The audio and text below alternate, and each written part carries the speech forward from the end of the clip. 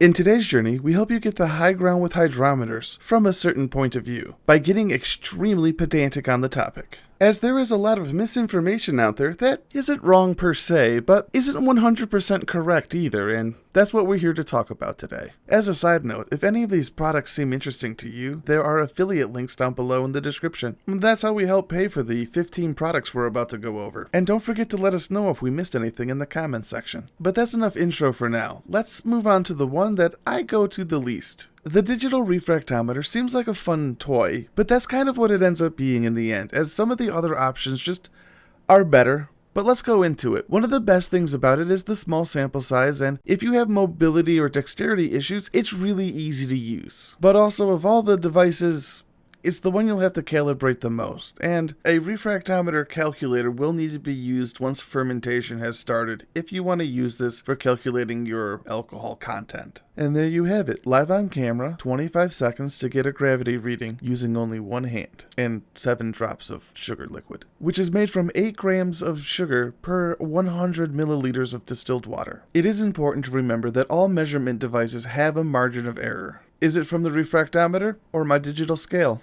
We'll never know. This one also has a rechargeable battery, and I would prefer it to be a removable battery. Overall, I very much like having one of these on hand to check against any of my other devices if I think something's wrong, but ultimately if I want something to have accuracy and precision, I'm gonna reach for something else. And when I want speed, I'm gonna reach for a traditional refractometer. Originally used for testing the sugar content of grapes and honey in the field, it has also proven to be an immensely useful tool during the mashing process. Because of the high speed at which you're able to take tests, you are able to use it during time-sensitive moments during the brewing process to make sure that you are efficiently hitting your numbers properly.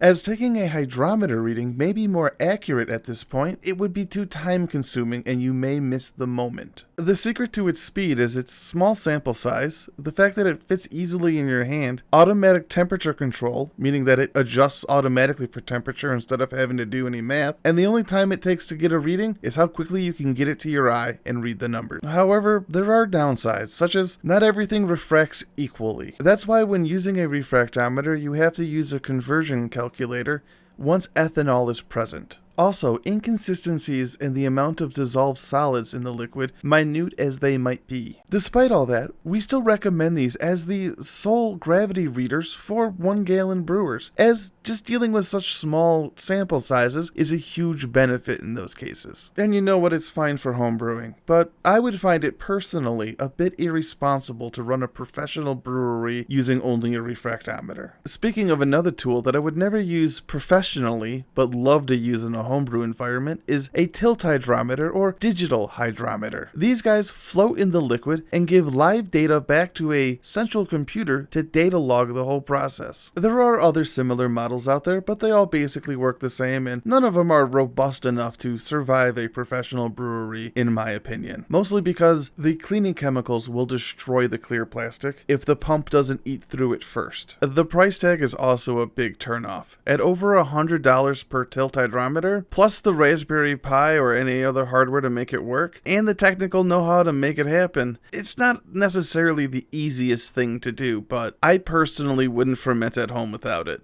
I just look at all these data points.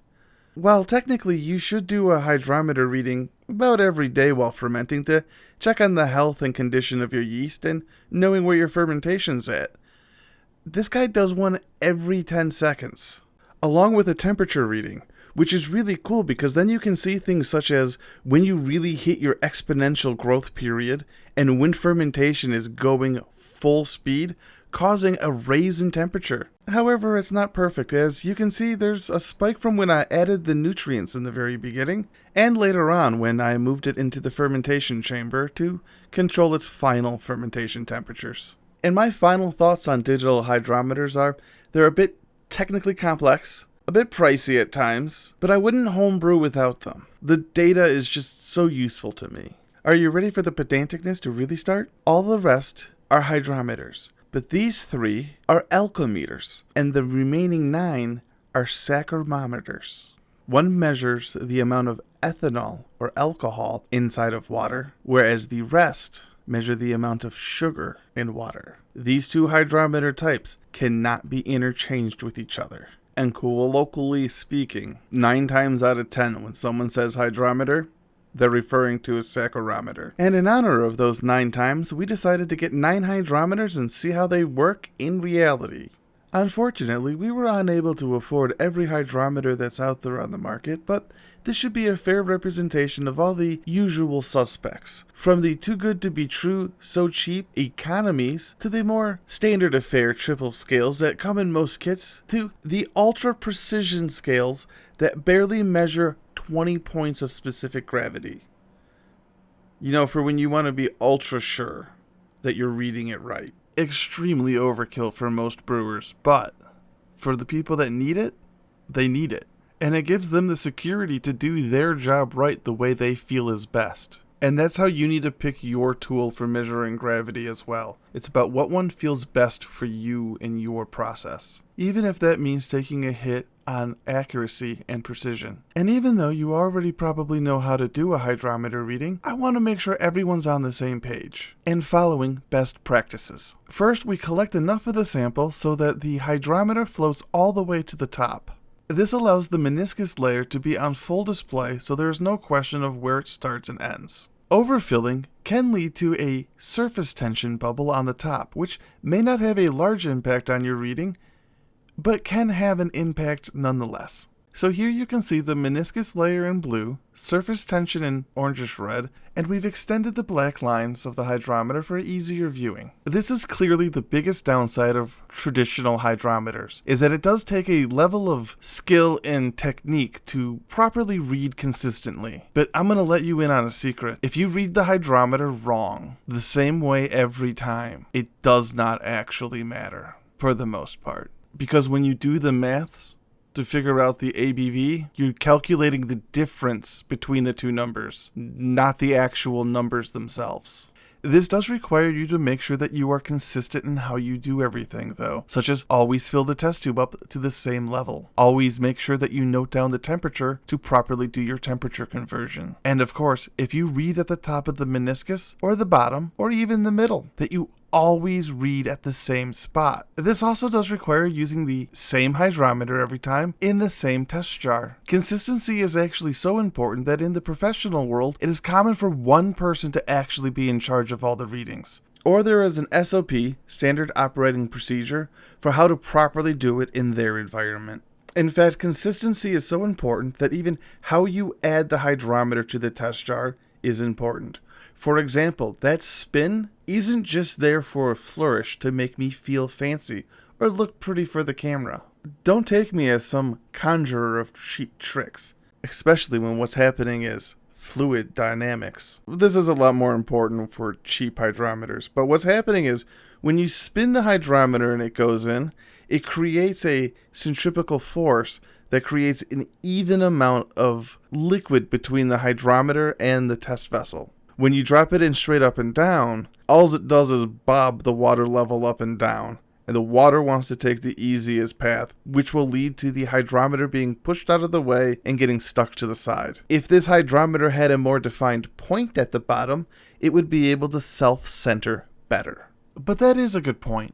We should get to the point. Check out these points. Look at the one all the way on the right. It's not even symmetrical. That's the one we were just using. That's why it was wobbling so much when I was spinning it. Now, a rounded bottom on a hydrometer does not mean it's going to be crappy. It does mean that it was a corner that was cut, though. It makes manufacturing easier and therefore a cheaper product. The one to the left of that is what I like to call the standard bottom, because it's the bare minimum of what you should find as a point at the bottom of a good hydrometer. The blue one to the left of that is the bottom of a precision hydrometer. As you can see, it's roughly about the same width as the other cheaper hydrometers, but the taper to the point happens over a much larger distance. So not only will this hydrometer be better at self-centering, the added surface area will actually add to its stability, so it will bob up and down less while trying to take measurements, adding just another level of stability. And just for reference, we have the ultra precision hydrometer all the way to the left to show just how things can get out of control when precision goes too far. This hydrometer has so much weight in the tip that it could break itself under its own weight. And before you get too caught up into that this might be useful information, please keep in mind that we just proved that to self-center the hydrometer, all you have to do is spin it. If it is so unbalanced that if you were to spin it and it knocks itself to the side, you should return that hydrometer and get your money back. But with that being said, the odds of that happening is pretty low, as hydrometer manufacturing is pretty solid these days. This has to do with the large-scale manufacturing that produces hydrometers with these scales on the side. And this is where you, the consumer, should put most of your effort into deciding which hydrometer is best for you. For me, I'm always paranoid that I'm reading the wrong number. This is compounded with my dyslexia, making me double guess myself all the time. That is why my preferred hydrometer is a precision Plato hydrometer. This doesn't just make me feel fancy because this is what they use mostly in the professional world, but because the numbers are much bigger in size, but smaller in numbers. So instead of saying that a liquid has a specific gravity of 1032, we would say that it's 8 degrees Plato. And that would mean that there are 8 grams of extract per 100 grams of wort. And that's really cool for people doing advanced math. But what I really like about it is that it's really easy to read, and that the numbers between each percent is 1/10 of a percent. For reference, this is 0 to 8.5 degrees Plato hydrometer only covers 1 to 1034 on the specific gravity scale. It takes about a set of 3 to 4 precision hydrometers to cover the entire scale that these other hydrometers already cover. So there's the negative. You need to invest a lot more money. And that can get expensive if you're the kind of person who breaks hydrometers on a regular basis. And here's an extreme example for the final gravity hydrometer. It only does 985 to 1003. Most of that's not even on the Plato scale. A novelty to most of us, but a necessity to others. But now that we are done going over the anatomy of a hydrometer, let's help you find your perfect hydrometer for what your needs are. If you're the kind of person that needs to keep buying new hydrometers and want to save $1, get a refractometer, because cheap hydrometers are trash. For example, check out these ones. They don't even read the right numbers. Well, they're close. And if you want to brag about how good hydrometers are, these are the ones you cannot use. Not only did they consistently measure 2 points over every time, the printing and the color choices on the scale themselves makes it harder to read than they should be. And if they can't even bother to print legibly on a piece of paper, how can you trust that they're going to manufacture this the rest of the way properly? They're not even that much cheaper, so don't waste your time or your money and get something more reputable. Even this beer and wine hydrometer with correction scale is a better choice, as it has a thermometer built in. And that's a great way to get your temperature readings in. However, you may recognize it as the hydrometer that didn't want to center itself earlier. But as you can see, we can also make it. It reads spot on, and as you can see, the correction scale isn't next to the thermometer readout because it's on the back. And most hydrometers have that printed in their case. Though I guess it's cool that you keep it with the hydrometer at all times, and that Celsius and Fahrenheit are both represented here. It's also weird that it's marketed as with correction scale and not with thermometer. But I digress. This is a sub $20 hydrometer with a built-in thermometer. I actually highly recommend it because this is one I've used for years. Unlike this Hydrometer, which doesn't mean what they think it means, I just bought this and it's a huge novelty to me. Because like I said already, if you break hydrometers a lot, just get a refractometer. But this polycarbonate shatterproof triple scale hydrometer is supposedly shatterproof. But just because it won't shatter doesn't mean it won't break in other ways that will prevent you from being able to use it properly. Things such as dropping it on the floor, stepping on it, or other things that commonly cause hydrometer breakage may cause the seams to split or leakage to happen, meaning that once the weight has been altered, you can no longer use this to measure gravity anymore. It also measured about a point or two heavy compared to the others. And speaking of novelty, the final gravity hydrometer is cool, but unless you know you need it, you don't need it. And you need special equipment to use it. And handling it is extra frightful, as it could break itself under its own weight. And all for what? to be able to read 18 points of gravity. That's it. But they make them, so somebody is using them. Whereas the 1 out of 1 actual brewmaster I've actually met in real life recommends hydrometers like these. Not only do they have extremely large numbers that are really easy to read, but they have built-in thermometers with temperature correction scales side by side, so you don't have to do the math. These also have an NIST traceable certificate. This is to certify that the instrument herein described has been tested by a comparison with standards traceable to the National Institute of Standards and Technology, and the accuracy is within the tolerance specified by ASTM E2995-15A. That is to say that the tolerance is within 0.1 degree Plato and 0.5 degrees Celsius. This is the paperwork that proves that this hydrometer is as accurate as people are always bragging that all hydrometers are. And it might be a little overkill for home, but when the government's yelling at you that your math is wrong, it's nice to at least be able to say that your equipment is properly tested. And lastly, what makes this an amazing hydrometer is that it has an extremely distinguished tip. All other are inferior in comparison. It's not all sunshine and rainbows, though. The nature of precision hydrometers means that you will need a set to cover the same range that a standard triple scale hydrometer would. Between these two hydrometers, I could only read the equivalent of 1 to 1068 on the specific gravity scale. That's good enough for most, but if I wanted to brew an imperial, I'd run into a problem. That also means they're expensive to replace, which is why one of my most commonly recommended hydrometers is the triple scale that comes with most kits. Here we have one from LD Carlson. It has the above average tip, a clear and easy to read scale, color-coded for novice brewers to understand what these numbers mean, cheap and readily available. I know a liquor store that used to sell these just because enough homebrewers used to come in late at night needing one. And if you don't know which hydrometer you need, this is the best one to start with, because if you break it, it's not a big deal, and it's going to be plenty accurate enough for you to get everything you need done. The only downside is that you'll have to do your own temperature reading, and it's not certified, but that's not a big deal for a home brewer. We don't have to report our alcohol production to the government, so we're mostly using it for judging yeast health and fermentation progress and our alcohol by volume. It's all internal documentation. It's the same reason why it's fine to use a refractometer too. And finally, here's a fun little treat for those who stuck around to the very end. This is a triple scale hydrometer with a built-in thermometer. It also has the temperature correction scale on the proper side so that you don't have to do math. It also claims to have an NIST traceable certificate. However, I can't seem to find a serial number printed on the hydrometer. It also has the basic round bottom, which is fine, but not as amazing as some of the other ones. They could also define their values better, such as, I understand that this is specific gravity that's being displayed, but it's still better to have it and not need it than to need it and not have it. For example, these Brix numbers.